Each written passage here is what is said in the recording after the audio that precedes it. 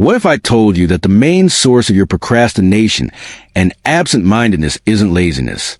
It's the uncontrolled drain of your most powerful mental resource, the very thing that makes your heart beat faster and your mind burn. It's not about motivation. It's about the power you feel but can't harness. It's time to face the truth. Friends, please subscribe, like, and comment. This is very important to us. And we continue. Have you noticed this? You sit down to work, needing to concentrate, but your thoughts drift off. Your mind is foggy. Your body feels a strange restlessness that urges you to check social media, watch another video, or simply get distracted by anything. You chalk it up to fatigue or a lack of discipline. But dig deeper. We live in an era of enormous paradox. On the one hand, there's a cult of productivity, success, and overachievement. On the other, our attention is being deliberately attacked. And the main weapon in this attack is the hypersexualization of everything. Advertising, music videos, feeds, fashion. An instinct, ancient and powerful, designed for procreation and deep connections, has been reduced to background noise. A constant, subtle irritant. This background noise is not harmless. It's not just distracting. It drains your mental batteries on a deep physiological level. Your nervous system is constantly expending resources processing these signals, filtering them, fighting temptation. This silent, incessant war consumes the lion's share of your mental energy. The very energy that should be writing a chapter of your book, generating brilliant business ideas, solving complex problems. And here, most people make a fatal mistake. They hear the word control and think of prohibition, of strict asceticism, of repression and prohibitions. They imagine a gloomy monk who has renounced all the joys of life. It's frightening and repulsive, and this is fundamentally wrong. Forget it. Controlling sexual energy isn't about suppression. It's about conscious transmutation. Remember the alchemists? They didn't throw away lead. They dreamed of turning it into gold. Your base energy is that very lead.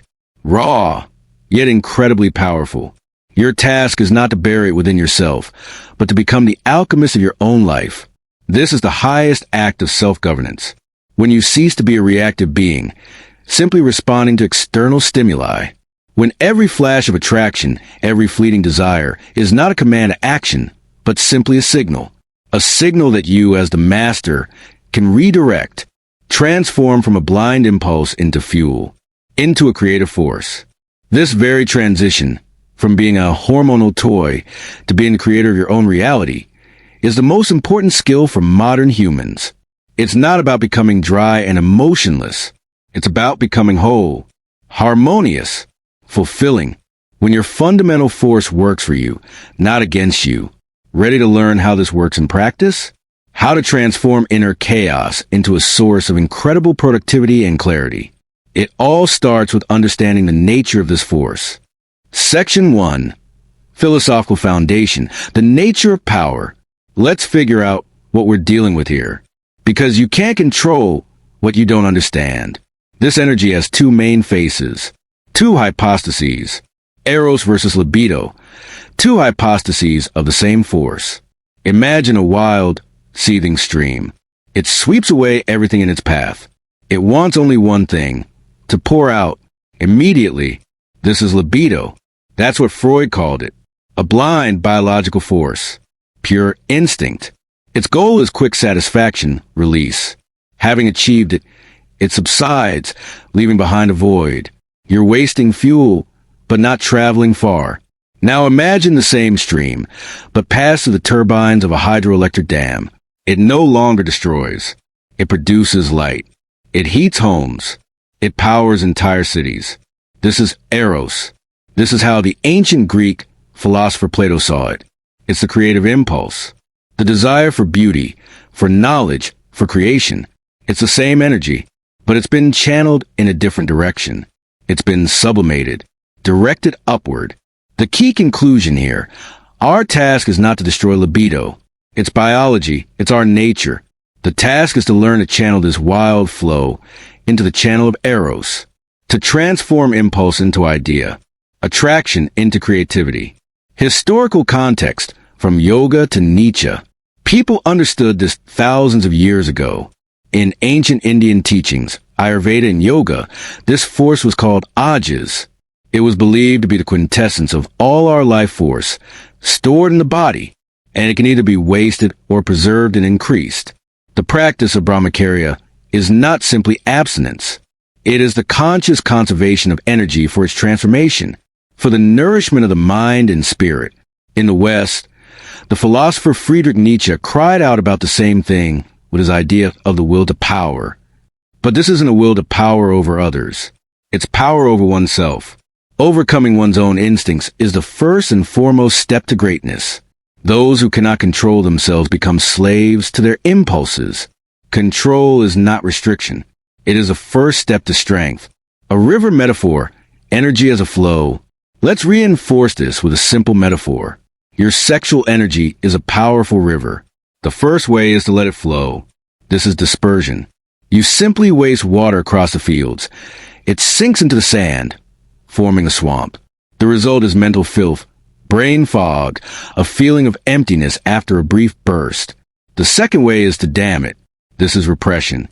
You try to ignore the river, to build a wall, but the water will press, seeking a way out.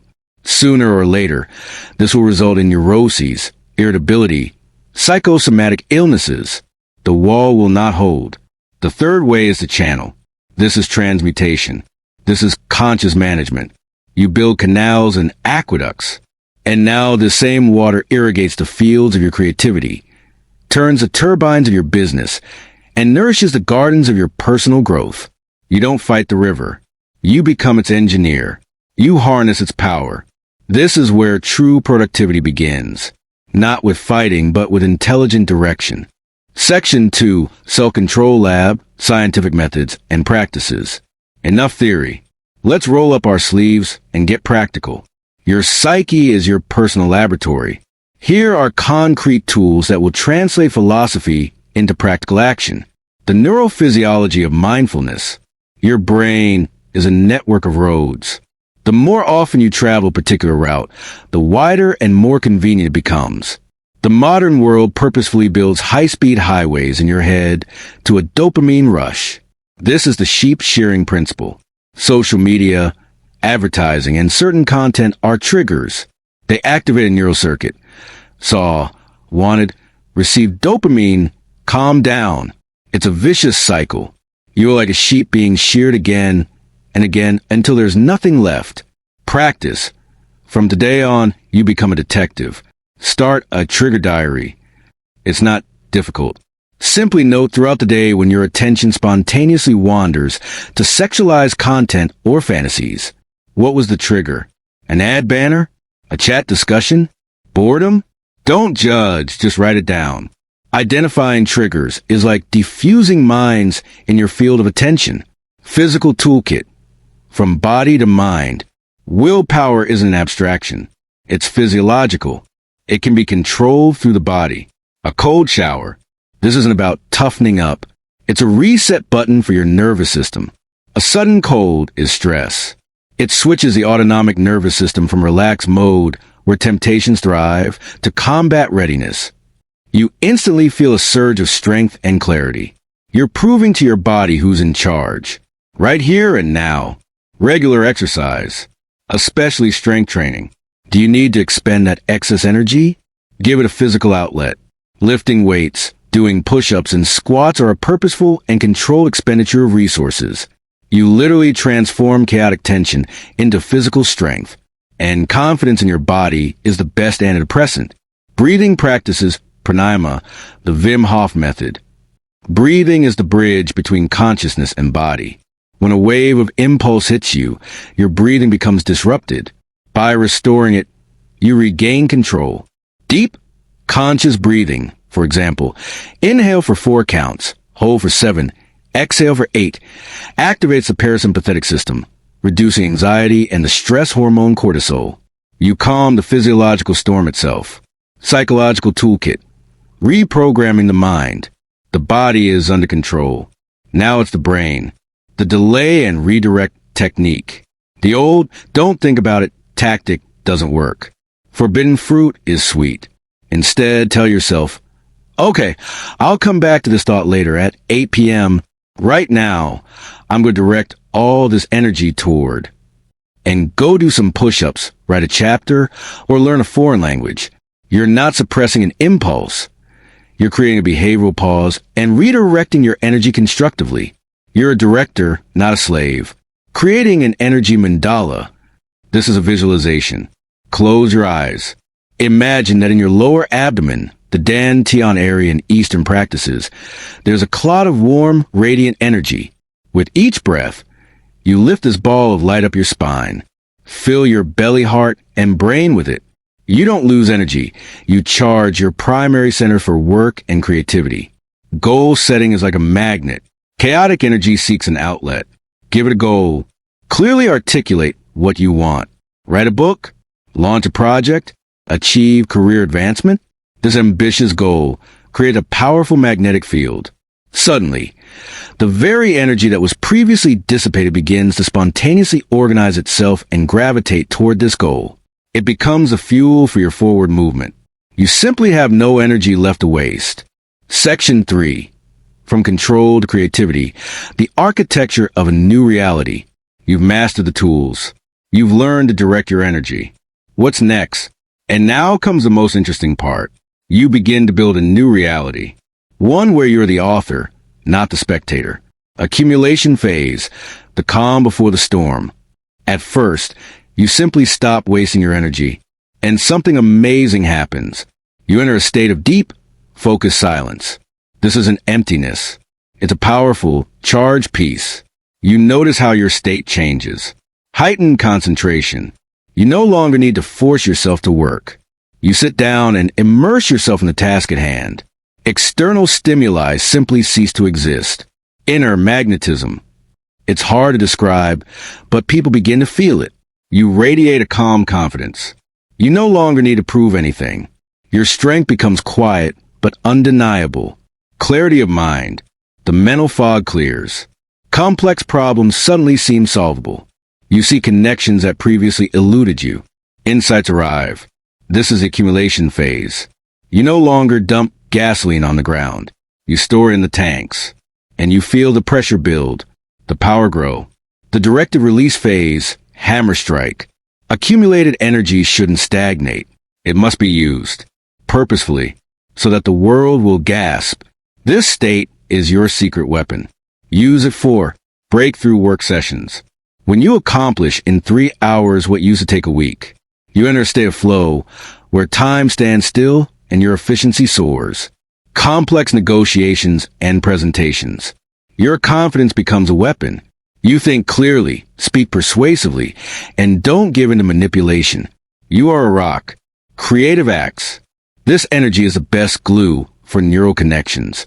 The brain begins to generate new ideas at an incredible speed. You find innovative solutions because your mind is no longer cluttered with constant internal struggle.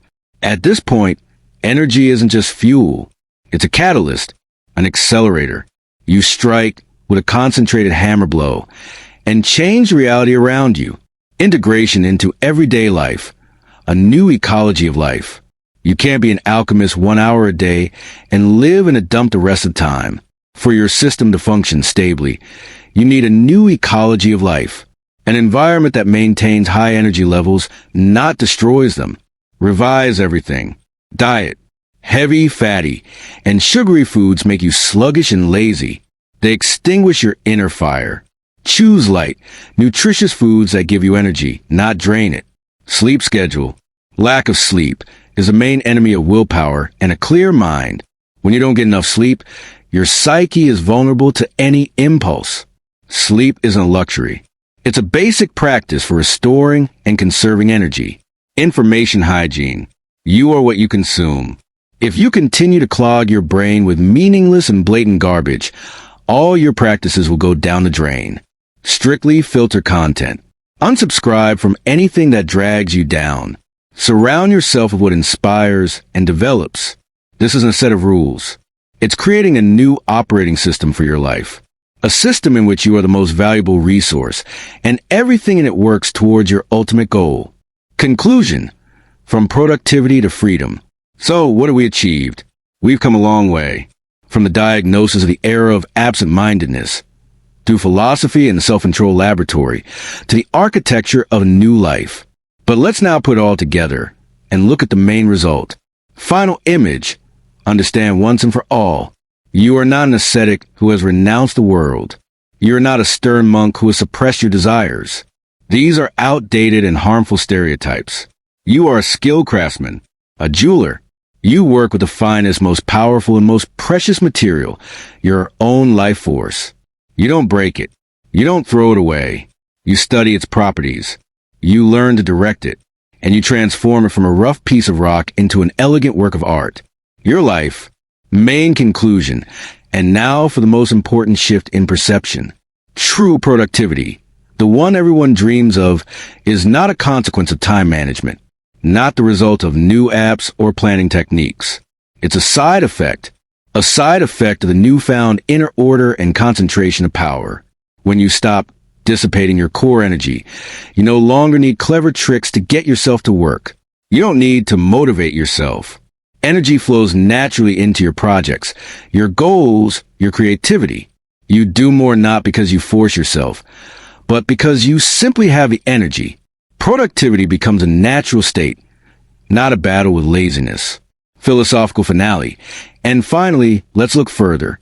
The ultimate goal of this path is not simply to get more done. That's not happiness. The ultimate goal is freedom.